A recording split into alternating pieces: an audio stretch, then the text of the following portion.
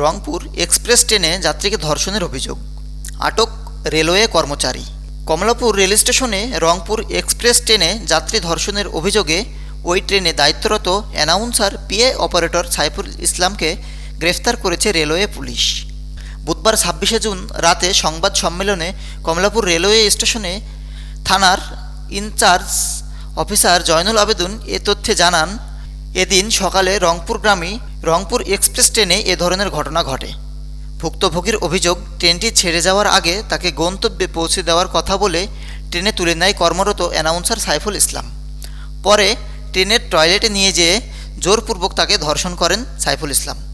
এরপর বিষয়টি ওই ট্রেনের দায়িত্বরত পুলিশকে জানালে তাৎক্ষণিকভাবে আসামিকে গ্রেফতার করা হয়, ভিকটিমকে নেওয়া হয় হেফাজতে। প্রাথমিক জিজ্ঞাসাবাদে ধর্ষণের বিষয়টি অভিযুক্ত সাইফুল ইসলাম স্বীকার করেছে বলেও জানিয়েছেন পুলিশ।